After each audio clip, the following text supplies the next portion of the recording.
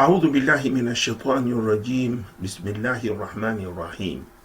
إن الحمد لله نحمده ونستعينه ونستغفره. Kwa hakika sifa ni zake Mwenyezi Mungu, tunamsifu, tunamtukuza, tunamtegemea na tunamuomba tusamehe, atukufirie madhambi yetu. Wa na'udhu billahi min shururi anfusina, na tunajikinga kwake na shari za nafsi zetu. Wa min sayyiati a'malina, na pia vitendo vyetu vibaya.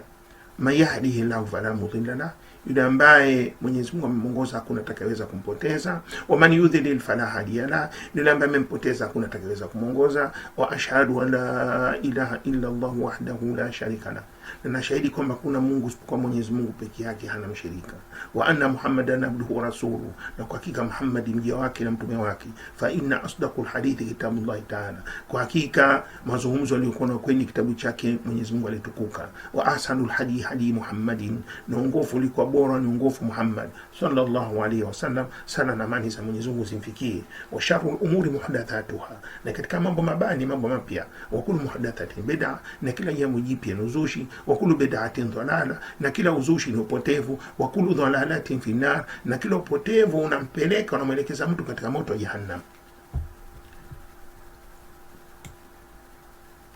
Muujiza wa kihesabu, mathematics, sehemu ya 3, part 3. Katika video hii ya 12 tutazungumzia muujiza unaohusiana na umri wa Mtume Muhammad na utume aliopewa. Sala na amani za Mwenyezi Mungu zimfikie. Qur'ani ni muujiza mkubwa ambao tumeachiwa ili itufae katika maisha yetu, na Mwenyezi Mungu ameweka maajabu yasiyo na mwisho ambayo ni dalili ya kuthibitisha kwamba Qur'ani sio maneno ya binadamu. Haiwezekani kwa binadamu kuweza kutamka maneno yaliyopangika kwa hali ya juu kama ilivyo Qur'ani. Kwa kweli inashangaza sana, tena sana. Binadamu na majini wote tumeshindwa kutunga au kutoa elimu kama hii ya Qur'ani. Baadhi ya waandishi wanatuambia kwamba mtume alizaliwa mwaka 570 Christian era, yani katika kile kipindi cha Ukristo, na kufariki mwaka 632 Christian era, katika kile kipindi cha Ukristo. Na kwa tarehe hizi tunapata miaka 62, yani 632 kutoa 570 tunapata 62, yani umri wa mtume ni miaka 62 ya hesabu ya jua, lakini ni miaka 63 ya hesabu ya miezi. Kwa kweli tofauti inatokana na wenye kuhesabu miezi, inajulikana kama sidereal calendar, au kuhesabu jua synodical calendar. Kwa wale wenye kutumia miezi,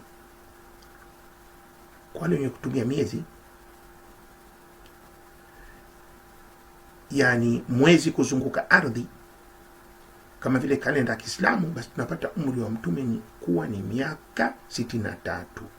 Na wale wanaotumia miaka ya jua, miaka ya jua katika ardhi kuzunguka jua, basi miaka inakuwa 62, kwani mwaka wa Kiislamu ni mdogo kwa siku 11.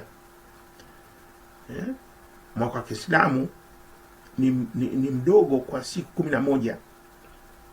One synodical year has 365 days, which is equivalent to 254 days of sidereal year. Yani sidereal calendar kwa mwaka mzima una siku 254. Kwa hiyo tusibabaike, kwani tofauti hii ni kalenda za Kiislamu na nyinginezo. Hizo Islam tunatumia mwezi kuzunguka ardhi, na kalenda hizo za Gregorian calendar zinatumia ardhi kuzunguka jua. Kwa hiyo tofauti hapa ni siku 11, lakini kalenda zote zinakubalika, na kalenda zote ni zake Mwenyezi Mungu. Kwa hiyo hakuna tatizo.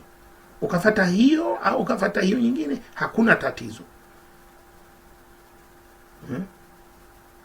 Kwa hiyo tunapata umri wa Mtume Muhammad sallallahu alaihi wasallam ni miaka 63. Kwa kalenda zetu za Kiislamu tunapata umri wake miaka 63.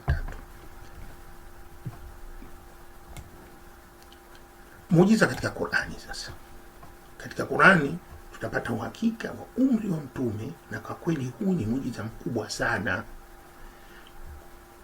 Kuna aya mbalimbali katika Qur'ani ambazo zinazungumzia kufariki kwa Mtume Muhammad, sala na amani za Mwenyezi Mungu zimfikie.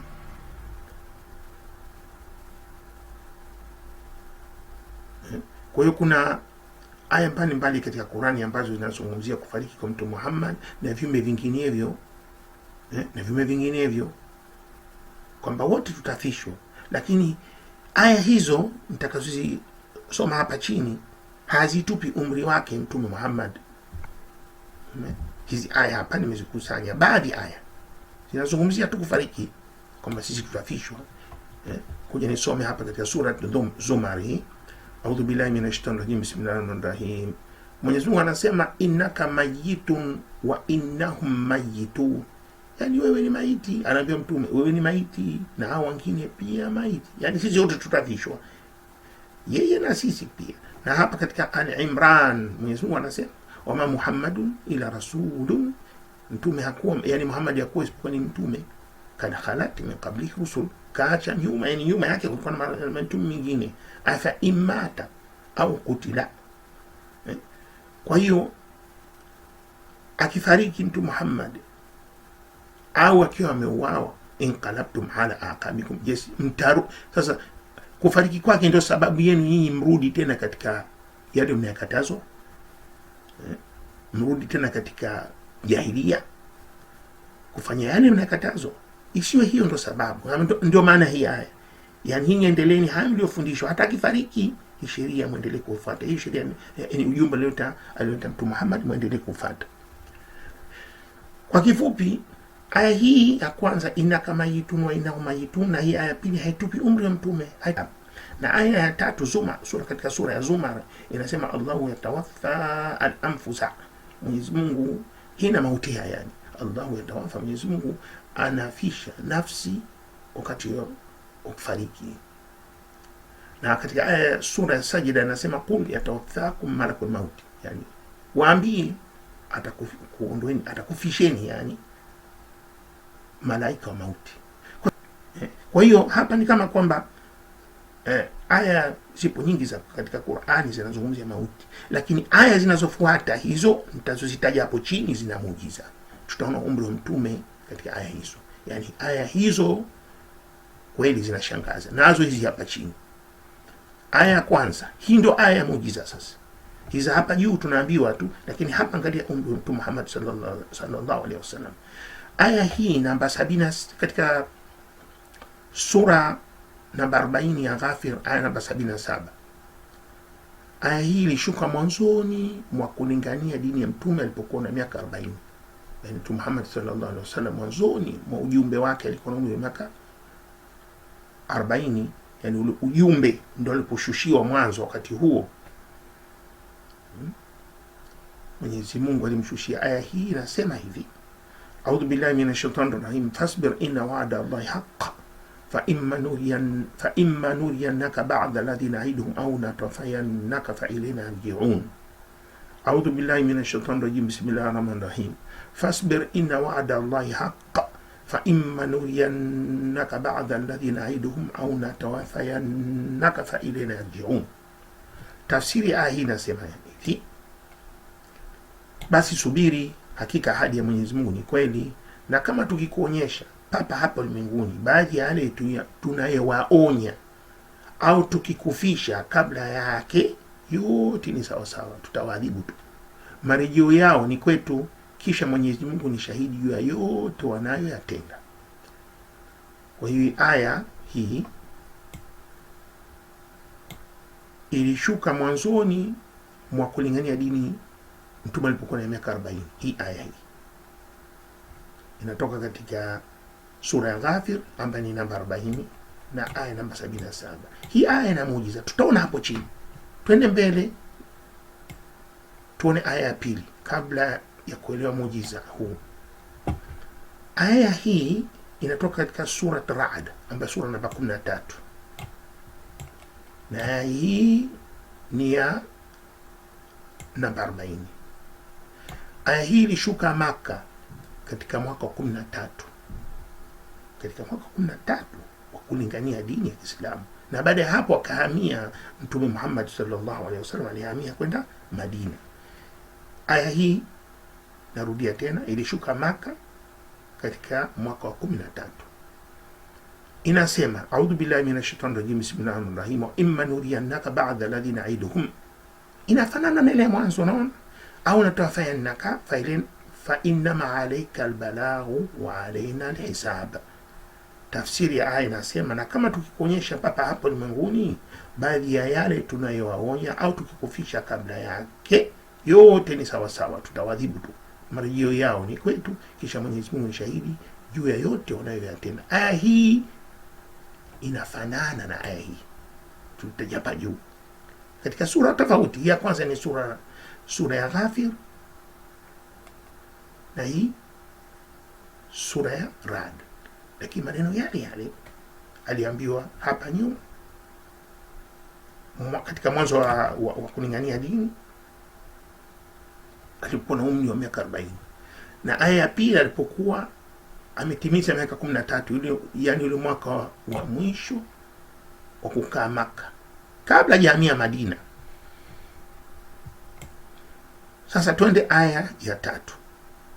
Aya ya 3 inatoka katika sura ya Yunus, na ni sura namba ngapi? 10, aya namba 46. Inasema hivi. Kwanza kabla ya kwenda kwenye aya tusome hapa. Aya hii ilishuka Madina, ilikuwa mwishoni mwa mwaka wa 10, na baada ya hapo ikuchukua muda mrefu mtume akafariki dunia. Yani ilikuwa mwishoni mwa mwaka wa 10, kwani alikaa miaka 13 Maka na kakaa miaka 10 Madina. Ndio mwaka wa mwisho ikashuka hii aya. Na ile maana ile hizo aya mbili nasema, wa imma nuriyannaka ba'da alladhi na'iduhum au natawafayannaka fa ilayna marji'uhum thumma Allahu shahidun ala ma yaf'alun. A'udhu billahi minash shaitani rajim, bismillahir rahmanir rahim. Wa imma nuriyannaka ba'da alladhi na'iduhum au natawafayannaka fa ilayna marji'uhum thumma Allahu shahidun ala ma yaf'alun. Tafsiri ya aya, na kama tukikuonyesha papa hapa ulimwenguni baadhi ya yale tunayowaonya au tukikufisha kabla yake, yote ni sawa sawa, tutawadhibu tu, marejeo yao ni kwetu, kisha Mwenyezi Mungu ni shahidi juu ya yote wanayoyatenda. Sasa angalia, aya hizi 3 zina maana moja, sina maana moja. Ni kama kwamba inarudia. Mara ya kwanza, aya ya kwanza ilikuwa mwanzoni mwa kulingania dini, alikuwa Maka. Aya pili ilikuwa mwishoni, yani ule mwaka 13 mwishoni, na aya ya mwisho ilikuwa katika ule mwaka wa 10 wa mwisho, baada hapo kafariki. Sasa hebu tuone muujiza katika hizi aya 3, hizi aya 3 tu katika Qur'ani.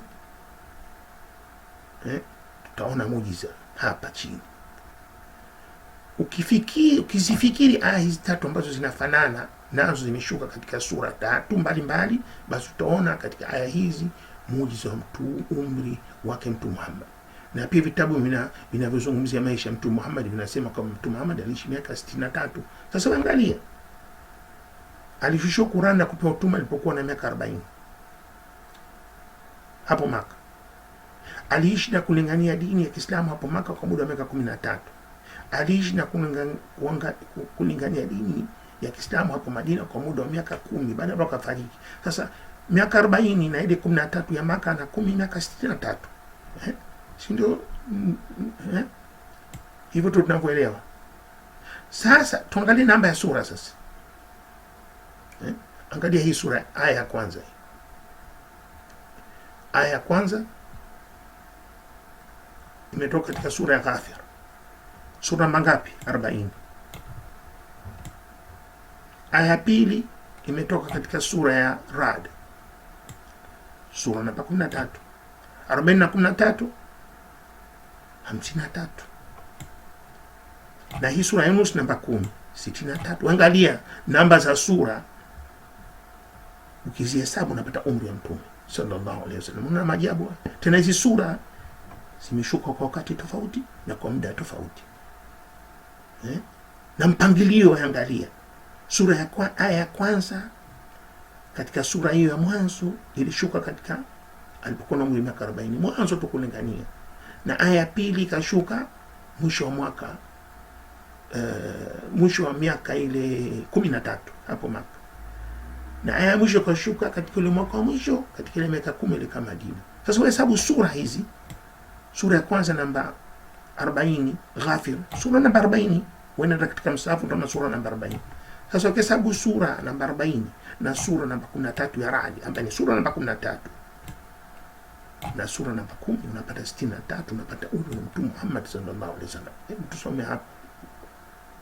Kwa hiyo kuchunguza namba ya sura utaona kwamba aya ya kwanza ipo katika sura namba 40 na aya ya pili kutoka katika sura namba 13 na aya ya tatu kutoka katika sura namba 10, na jumla ya namba ya sura hizi ni 40 na jumlisha 13 jumlisha 10 ni 63. Lakini ajabu sana utaona kwamba namba 40 ni mwanzo wa Mtume alipopewa ujumbe wa dini ya Kiislamu. Namba 13 inayofuatia ni miaka 13 aliishi Maka, na namba 10 yani sura namba 10 ya mwisho ni miaka 10 ya mwisho aliishi Madina kabla ya kuondoka dunia. Na ajabu aya hizi tatu zinazungumzia habari ya kufishwa Mtume Muhammad, yanatandolewa duniani. Na ajabu nyingine unaona sasa, angalia aya hii ya kwanza, tutakufisha na tawafayanaka, yani tutakufisha bila shaka yoyote, tutakufisha na hii hapa tutakufisha na tutakufisha. Sasa katika hizi sura tatu kisha sababu unapata 63 years ambaye ndio umri wa Mtume Muhammad sallallahu alaihi wasallam. Kama kwamba hizi aya zilishuka muda mrefu, alikuwa anaambiwa, lakini Mtume alikuwa hajui. Hii ni ghaibu, hakuna mtu yoyote anaweza kujua siku atakayofariki. Na hapa Mtume alikuwa anaambiwa, lakini alikuwa hakujua. Sasa kwetu sisi ndio muujiza amekuwa. Kwetu sisi ndio muujiza. Unahesabu miaka kutoka ile sura ile ya kwanza, anaambiwa tutakufisha mara 3, ukihesabu zile sura unapata 63. Unaona muujiza huo? Kwa kuna muujiza mingine hata Mtume alikuwa hajui, hata hasa muujiza mingine kama ya kisayansi na kihesabu tunayagundua sasa. Tunayagundua sasa. Sasa tumeshaona muujiza huo. Angalia muujiza mwingine sasa. Ukichukua idadi ya maneno katika sura hizi tatu, yani tumesema sura moja ni Yunus ina maneno 1833 na sura Ra'd ina maneno 854. Wewe hesabu maneno hiyo sura, na Ghafir ina maneno 1219. Ukijumlisha maneno yote hayo unapata 3906 ambaye ni sawa na 63 mara 62. Unapata umri wa miaka 62 kwa wale wenye kuhesabu synodical calendar. Wale wenye kufuata synodical calendar hata wakibisha wanapata miaka hii hapa. Wakisema miaka 62 hii hapa. Na wale wanasema hapana, Mtume alikuwa miaka 63, unapata pia. Kwa hiyo angalia, Mwenyezi Mungu hakutupa fursa au nafasi ya kubisha siku ya Kiyama. Maana nilikuleteni ujumbe, nikakuonesheni muujiza. Usije ukasema si tulikuwa na hesabu kalenda ya miaka, Mtume alikuwa miaka 62, kwa hakuna muujiza. Angalia muujiza huo. Ukihesabu ya maneno unapata 3906 ambaye ni multiple, kihesabu ni 63 times 62. Kwa wale wenye kujua mahesabu ni kitu cha ajabu. Hii namba inakuja multiple 63 times 62. Fanya, chukua calculator yako, hesabu utapata hii. Na hii ni jumla ya zile sura tatu zote ambazo zina muujiza tumeona hapo juu. Kwa hiyo hizi namba zikuja kwa bahati ya ovyo bila ya mpango, kwani namba 62 ni umri wa Mtume kwa kutumia hesabu ya synodical calendar, na namba 63 ni umri wa Mtume kwa kutumia hesabu ya sidereal calendar. Na kwa kweli Mwenyezi Mungu anatuthibitishia hekima yake katika Qur'ani kwa kauli yake anayosema katika sura ya Hud aya namba 1. Anasemaje Mwenyezi Mungu katika aya hii sura ya Hud? Anasema a'udhu billahi minash shaitani rajim, bismillahir rahmanir rahim, alif lam ra, kitabun uhkimat ayatuhu thumma fussilat min ladun hakimin khabir. Mwenyezi Mungu anasema alif lam ra, hiki ni kitabu ambacho aya zake zimekuwa zimepitishwa hukumu kisha zikachambuliwa kwa yule ambaye ana hekima na mwenye elimu. Kwa Kiingereza anasema Alif Lam Ra, this is a book whose verses are perfected and then presented in detail from one who is wise and acquainted. Unaona, Mwenyezi Mungu aya hizi za Qur'ani alizipanga kwa hekima kubwa. Hii sio hivi vikenyeji, hapana. Ule mpangilio ulikuwa unatoka kwake yeye. Yani Qur'ani ilipokuja, aya za mwanzo zilikuwa sio sura ile Alhamdu, hapana. Mpangilio huu Mtume Muhammad sallallahu alaihi wasallam alikuwa anaambiwa na Jibril apange hivi. Yani muujiza mwingine sasa. Hiyo ilivyoshuka hivi ilivyopangwa. Huu ni mpangilio umetoka kwa Mwenyezi Mungu. Naangalia mpangilio wake. Mwenyezi Mungu anasema kwenye hapa katika aya hii amehukumu, yani amepitishia hukumu aya tu. Uhukimat. Perfected kwa Kiingereza. Kisha fusilat. Presented in detail kwa yule mwenye busara, mwenye elimu kubwa. Sasa twende katika muujiza mwingine. Umri wa mtume pia umeashiriwa katika sura ya An-Nasr. Sasa twende katika hii sura, kuna muujiza tena hapa tunakuta tena umri wa mtume hapa katika hii sura. Angalia sasa maajabu. A'udhu billahi minash shaitani rajim. Bismillahir rahmanir rahim.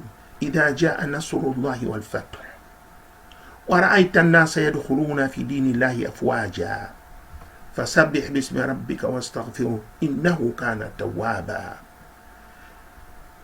Hii ni sura ya mwisho iliyoshushwa katika Qur'ani tukufu. Hii ni sura ya mwisho iliyoshushwa katika Qur'ani tukufu, na mtume alikuwa na umri wa miaka 63. Hii sura ya mwisho, lakini haikupangwa ya mwisho katika msahafu, kwa sababu sura ya mwisho ni An-Nas, Qul a'udhu birabbin nas. Mwenyezi Mungu akipanga katika sehemu nyingine kabisa kimuujiza. Sasa angalia muujiza unaotoka. Hii ni sura ya mwisho iliyoshushwa katika Qur'an tukufu, na mtume alikuwa na umri wa miaka 63. Yani sura hii ilishuka alipokuwa na umri wa miaka 63. Yani baada hapo kafariki, akachukua muda. Kwa hiyo Ibn Abbas, huyu sahaba na Ibn Abbas aliona ishara katika sura hii kwamba inaonyesha kuondoka kwa mtume duniani, na ndivyo ilivyotokea kweli. Maana Ibn Abbas tafsiri ya sura hii ilimuonyesha kabisa kama umri wa mtume sasa umekaribia kuondoka. Na hii sura ilishuka kwa mtume alipokuwa na umri wa miaka 63. Jambo la kushangaza ni katika sura hii ambayo inaashiria umri wa mtume Muhammad. Kwa hiyo angalia hapa chini habari hizi za Ibn Abbas katika sharhi ya Ibn Kathir. Katika tafsiri ya za Ibn Kathir tutapata hadithi inayofuata. Sasa tuone muujiza aliozungumzia huyu Ibn Abbas. Huyu alikuwa na elimu. Tuone anasema nini. From Ibn Kathir. Ibn Abbas alirekodi Al-Bukhari katika hadithi zake amerekodi kutoka kwa Ibn Abbas kwamba alisema Omar alikuwa ananichukua katika mikutano ya watu wazima, yani watu wazima, old men, wazee, katika wakati wa vita ya Badr, yani of the battle of Badr, yani wale watu walikuwa wameshiriki katika vita ya Badr, gatherings au ile mikutano walikuwa wanamchukua kila wakati. Kwa hiyo kama kwamba anasema nani huyu Ibn Abbas, hadithi amerekodi nani? Al-Bukhari. Kwa Ibn Abbas anasema kama kwamba alikuwa anahisi wale watu wale wazee wale walikuwa wanaona tabu kidogo. Amir alikuwa anamchukua mtoto anampeleka katika vikao vya wazee. Kwa hiyo mmoja katika hao maswahaba wakubwa hao ambao walikuwa katika vita ya Badr, walishashiriki katika vita vya Badr, kwa nini unamleta? Wakamuuliza Omar kama kwa nini unamleta huyu kijana kukaa na sisi, na hali ya kwamba sisi tuna watoto kama huyu, sisi hatuleti watoto wetu, sasa mbona unamleta mtoto? Kwa hiyo Omar akajibu, Omar replied, verily, kwa hakika mnamwelewa vizuri mtoto, mnamwelewa vizuri mtoto. Ndio jibu alilotoa hilo. Sasa kuna siku moja Omar akawaita anataka kuwa testi sasa, kuonyesha kwa nini anambeba huyo mtoto kila siku katika vikao vya wakubwa. Kwa hiyo he called them, akawaita na akamwita yule mtoto huyu Abbas, anavyosema akanita na mimi kukaa nao. And I do not think that he invited me to be among them that day. Anasema na wala sikufikiri, sikuweza hata kuthink kwamba amenialika mimi niwe nao siku hiyo, except to show them, isipokuwa kuwaonyesha. Lengo la kumchukua huyo mtoto kwenye kikao hiki ilikuwa sio kuja kushiriki kikao, bali nataka kuwaonyesha wale maswahaba wengine kwa nini anabeba mtoto. Kwa hiyo akatoa swala sasa. So he said, akasema mnaweza yani what do you say, nieleze kuhusu kauli ya Mwenyezi Mungu anasema idha jaa nasrullah al-fath. Katoa swali hili kwa wale maswahaba hadi ya kwamba huyu Ibn Abbas amekaa nao, yupo katika hilo kundi. Idha jaa nasrullah al-fath, itakapokuja nusura ya Mwenyezi Mungu na conquest ile, yani kukomboa.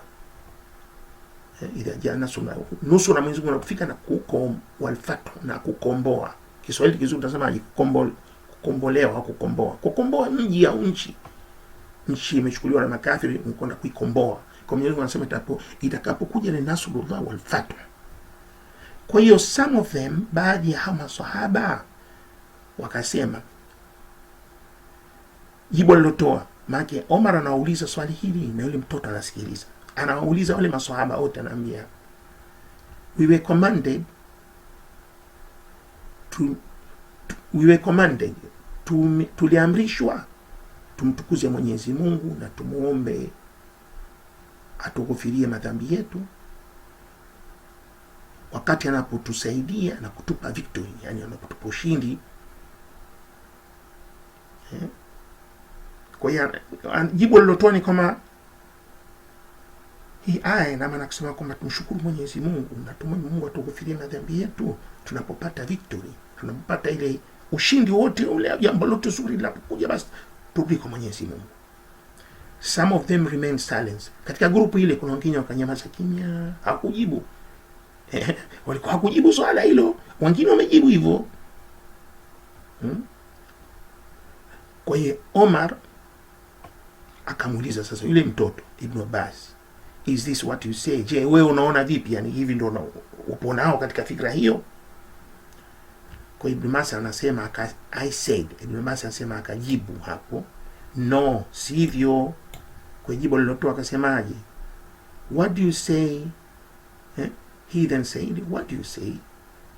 Sasa unasema vipi fikra yako? Akasema Ibn Abbas, it was the end of life of Allah's messenger. Yani inaonyesha aya hii kwamba ni mwisho wa umri Mtume Muhammad sallallahu alaihi wasallam.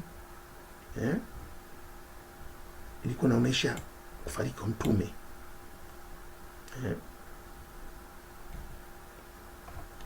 Kwa sababu Mwenyezi Mungu anasema it was the end, kwa anasema Allah said, kwa sababu Mwenyezi Mungu anasema. Sasa anatoa nyingine tena, anasema nu'iyat ilayya nafsi, kwa sababu mtume alisema nu'iyat ilayya nafsi, yani nu'iyat manake kufariki kwangu kumeshajulishwa, nimeshajulishwa, yani nu'iyat ilayya nafsi.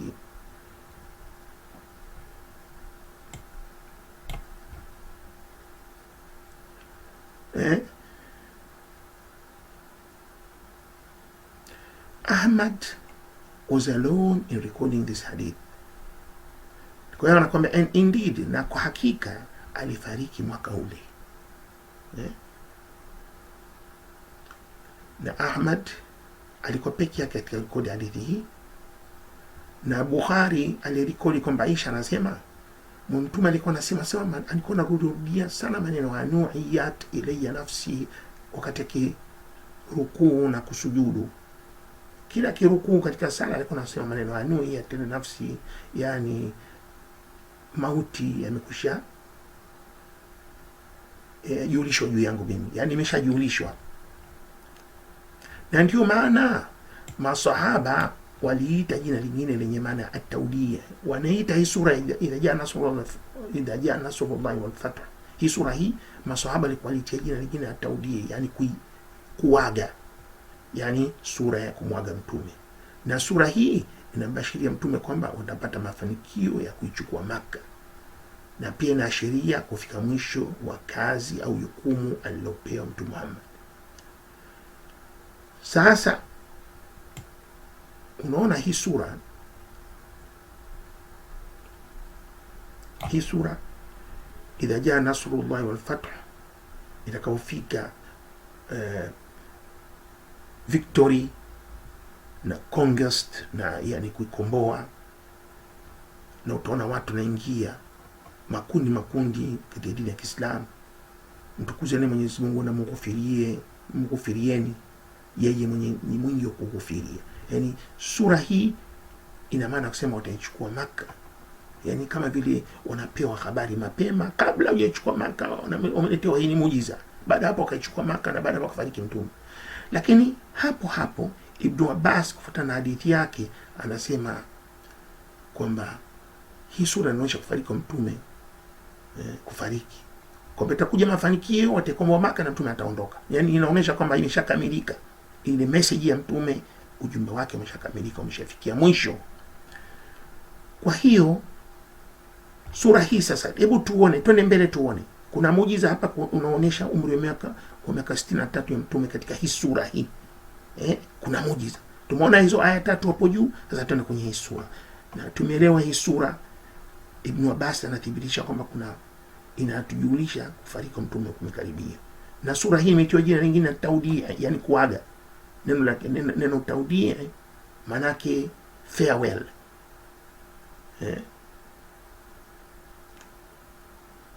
Sijui kusemaje kwa Kiingereza, farewell au goodbye, ni kama kwamba taudia maana yake ni kuaga. Hii sura ni kama kwamba mtume anaaga dunia. Fuatana hadithi ya Ibn Abbas. Hebu tuende mbele. Na haya maneno alikuwa anasema mtume, nu'iyat ilayya nafsi, kifu kimesha announced, my death has been announced to me. Naona na sura jina lake ni taudia. Sasa sura hii inakamilisha mafanikio yaliyopatikana katika mkataba wa Hudaybiyah, ambao kuna mkataba unaojulikana kama ni Hudaybiyah, ambao ulikuwa ni matokeo na zawadi kubwa aliyopewa mtume na Mwenyezi Mungu. Na Mwenyezi Mungu alishusha sura ya Al-Fath, yani kufuatana huo mkataba mkataba wa Hudaybiyah, Mwenyezi Mungu akashusha sura Al-Fath kuwaliwaza Waislamu walipozuiliwa na makafiri wa Maka kuingia Maka kwa hija, ambayo mwanzo wake walimtii mtume alipoteshwa kuelekea Maka kwa ajili ya ibada. Omar ibn al-Khattab na baadhi ya maswahaba hawakufurahi, lakini mtume alikuwa imara na wala kuhuzunika, kwani yeye alitii amri ya Mola wake na alijua kutakuwa na sababu maalum.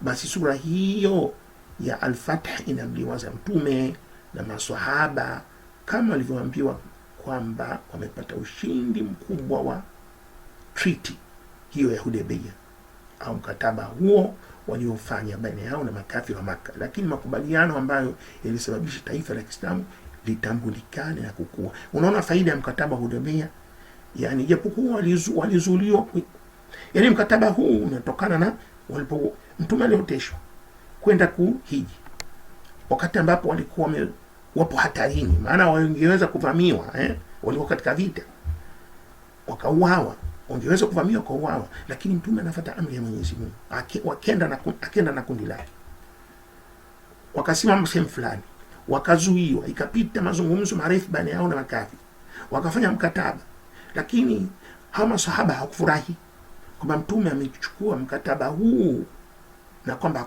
wakazuiliwa kuingia Maka wakarudi. Kwa hiyo hawakufurahi, lakini Mwenyezi Mungu akashusha sura Al-Fath kumliwaza mtume, akamwambia hapana, huo mkataba ni mzuri sana, huo bora zaidi kuliko.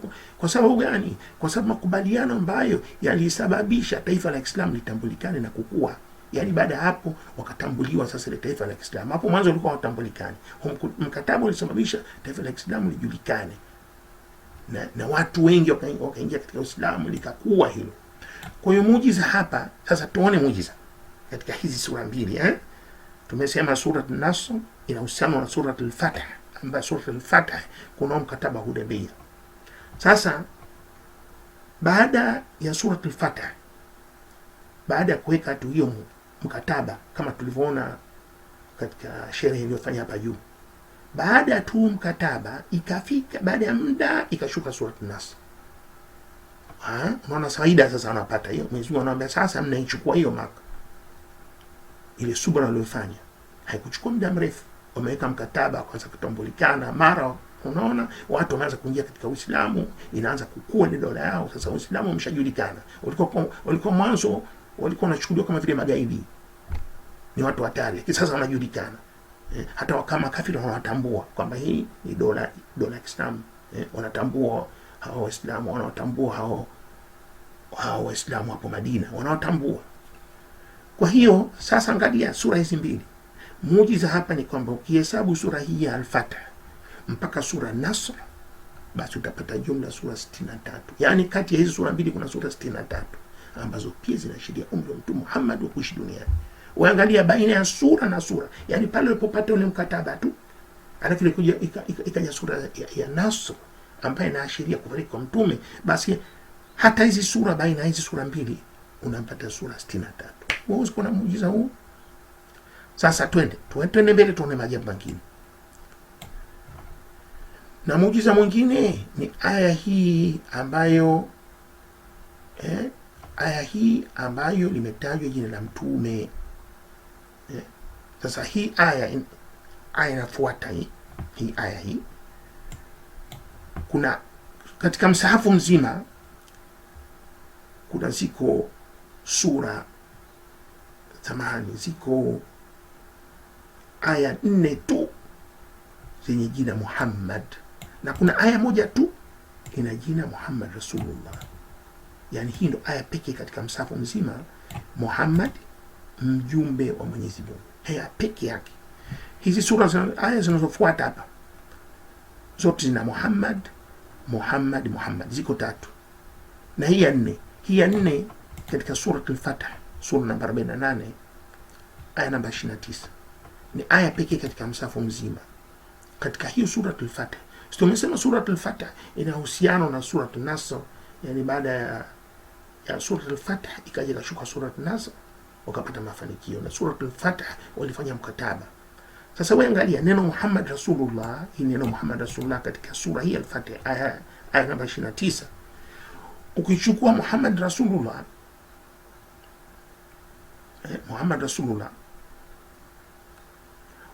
ukitafuta herufi za kipande cha aya hii katika sura ya An-Nasr, yani Muhammad Rasulullah, tafuta mim ziko ngapi katika sura An-Nasr, yani idha jaa nasrullahi wal fathu wa ra'aita an-nasa, ile sura ile. Ukichukua mim ziko ngapi, ha ziko ngapi, mim, dal, ra, sin, basi utakuta herufi hizi kama unavyoona hapa ziko 63. Yani Muhammad mtume wa Mwenyezi Mungu, ukatafuta herufi zile kutoka katika aya ile ya Fath. So umesema aya al-Fath, kuanzia aya al-Fath mpaka aya An-Nasr kuna sura 63 umri wa Mtume. Na ukichukua hurufi ya hii Muhammad Rasulullah pekee yake katika aya namba 29, katika aya namba 29 ya sura Al-Fath, hii ukichukua mim, he, mim, dal katika sura ile ya Nasr, ukahesabu hizi utakuta ina repeat zile herufi kama unavyoona hapa. Mim iko 1, ha iko 3, Muhammad, tumesema Muhammad, mim, he, mim, dal ziko mara 3, ra imerepeat mara 4, sin mara 3. Ukihesabu hivyo basi unapata 63 tena umri wa Muhammad. Ndio maajabu ya Qur'ani, ndio muujiza huu. Sasa tuende mbele tena kidogo, tunapata muujiza mwingine. Hebu chukua nabii Muhammad sasa, utume Muhammad, tunathibitishiwa hapa, tumethibitishwa umri.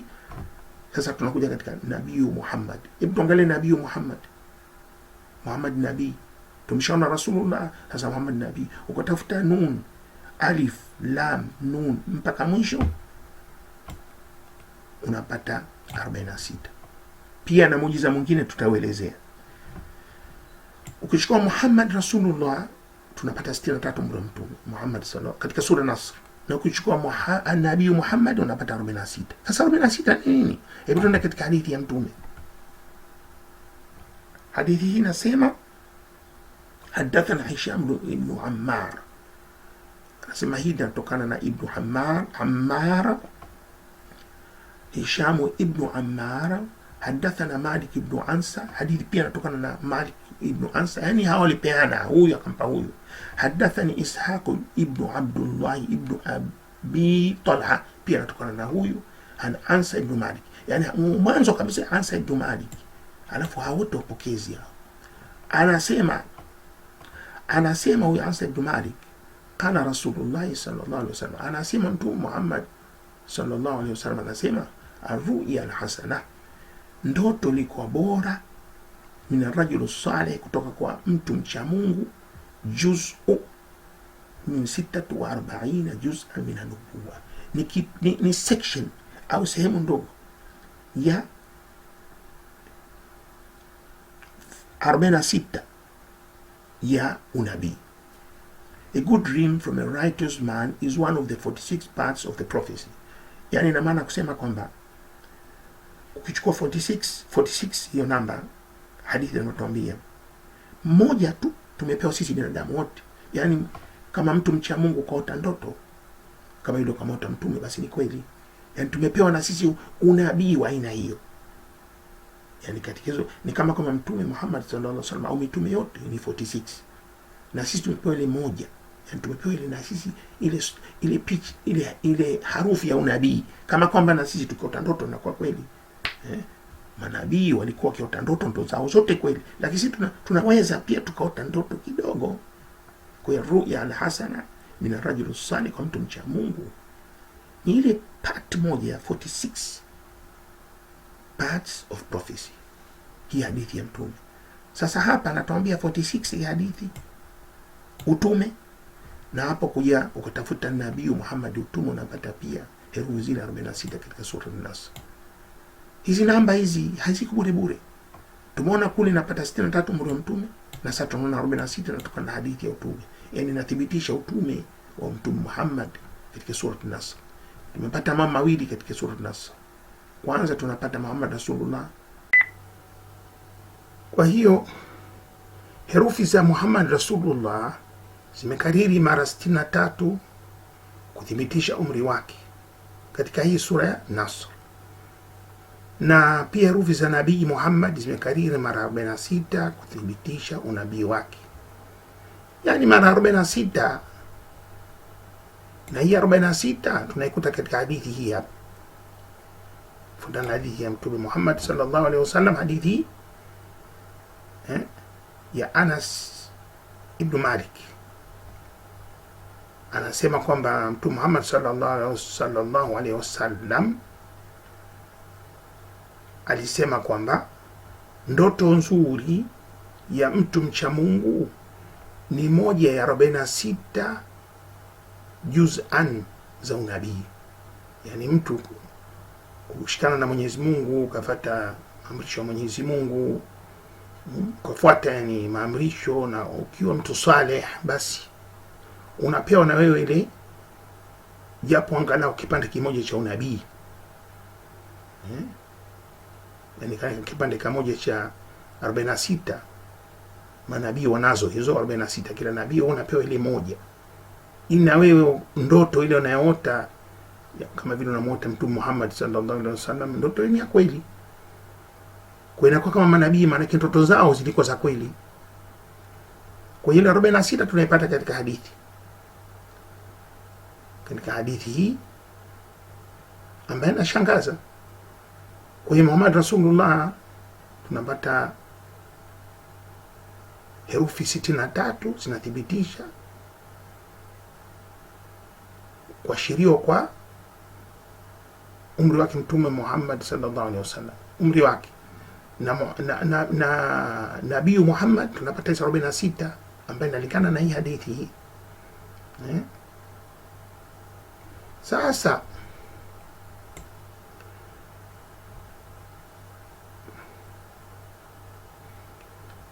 Ngoja turudi hapa nyuma, kuna sehemu ningependelea kuirudia.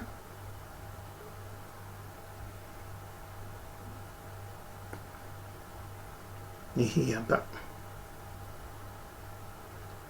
Hizi aya hizi zote hizi zinazungumzia mauti.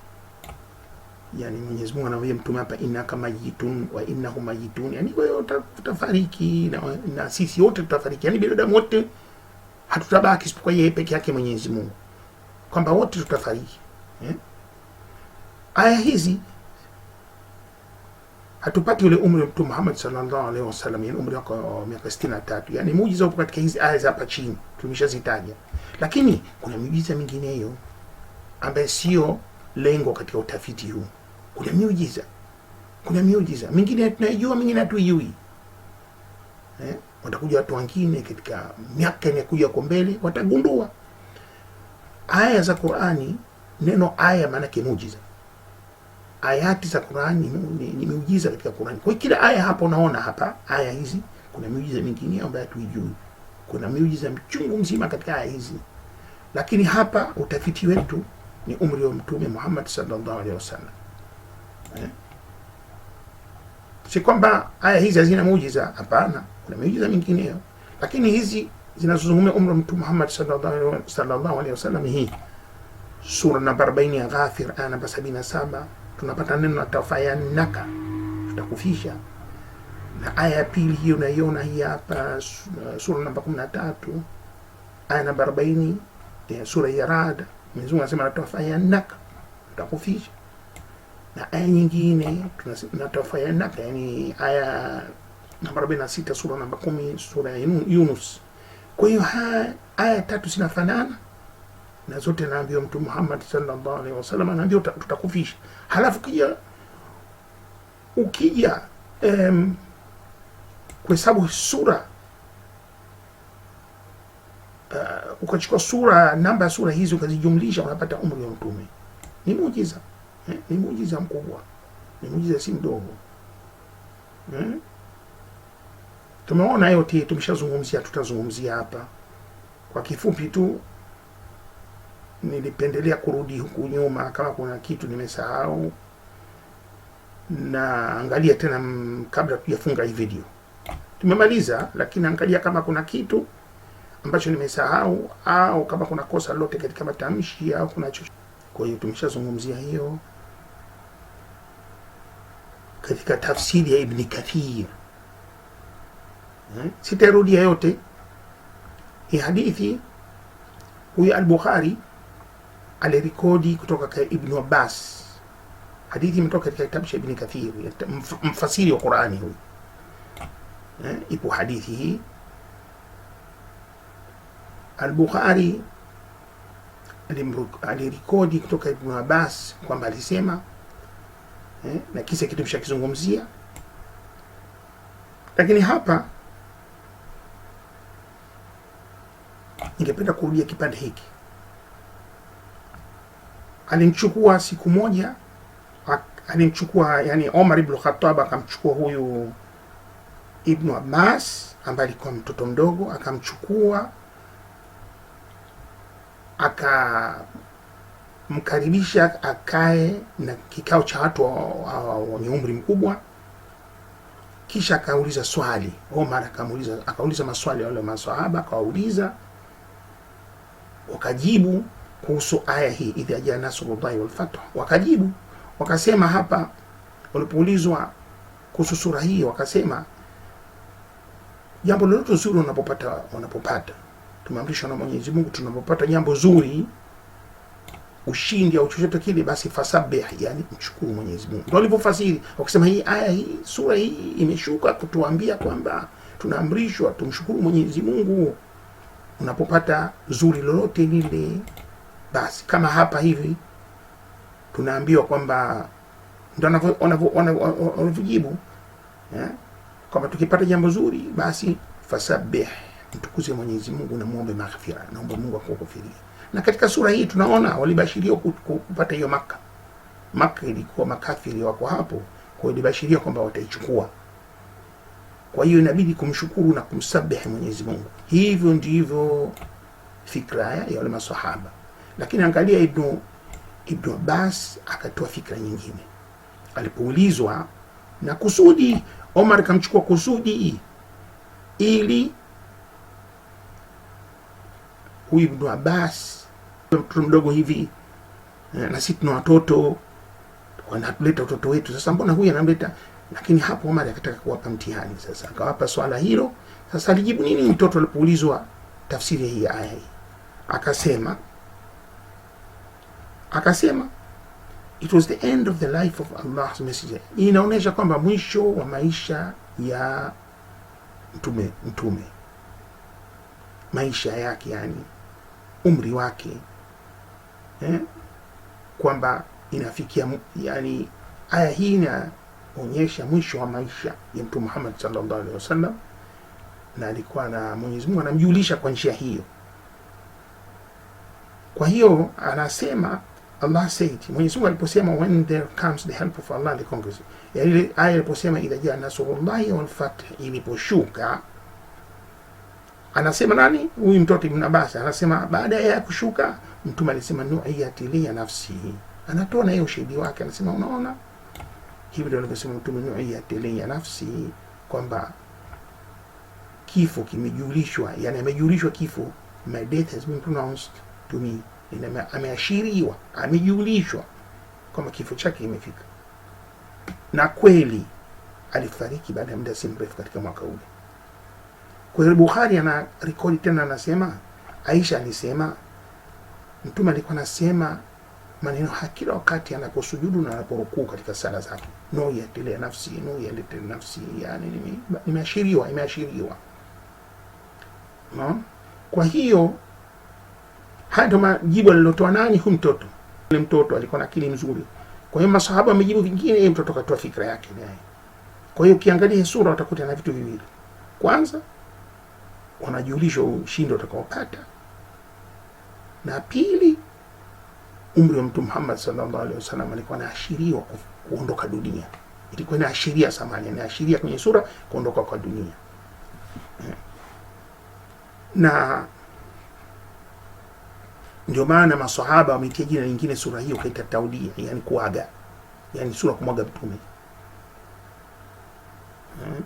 Sasa tumeshaelewa yote haya tunamalizia hapa kwamba muujiza juu ya muujiza bila mwisho, maelfu ya muujiza ambayo inathibitisha kama mtume ni wa kweli, na Qur'ani ni maneno yake Mwenyezi Mungu na wala si uongo, isipokuwa jinga ndio pekee wanaokanusha haya. Na utakuta umri wa Mtume Muhammad sallallahu alaihi wasallam umeashiriwa katika sura nyinginezo kama vile sura ya Muhammad na Mudaththir, ambazo sura anazojulikana kwa jina lake. Yani sio hizi tu ambazo zitaja hapa zinaonyesha umri wa mtume. Kuna sehemu mbalimbali katika Qur'ani ambazo itabidi utengeneze video. Kuna mambo mengi ya kuzungumza, labda tukipata nafasi siku za mbeleni tutaweka video tena, maana kuna sehemu nyingine katika Qur'ani imezungumzia, yani kuna muujiza wa umri wa Mtume Muhammad sallallahu alaihi wasallam. Inshallah katika video zinazokuja tutazizungumzia hizo aya, lakini kwa kifupi hapa tumepata ile picha ya muujiza huu wa umri. Tumeona umri wake miaka 63 ulivyoashiriwa, na tumeona muujiza kati ya sura al-Fath na sura an-Nasr, zile sura ziko 63, na tumeangalia zile hurufi zinavyokariri 63. Basi hii ndio mwisho wa video hii namba 12. Kwa hiyo tunakuacheni katika amani ya Mwenyezi Mungu, na Mwenyezi Mungu akipenda tutakutana tena katika video namba 13, sehemu ya 4 ya muujiza wa kihesabu, mathematics katika Qur'ani tukufu. Kwa hiyo nakutumieni salamu, rehema na baraka za Mwenyezi Mungu popote pale mlipo. Kama kuna kosa lolote ile basi na nikiligundua, basi inshallah Mungu akipenda katika video inayokuja tutazungumzia.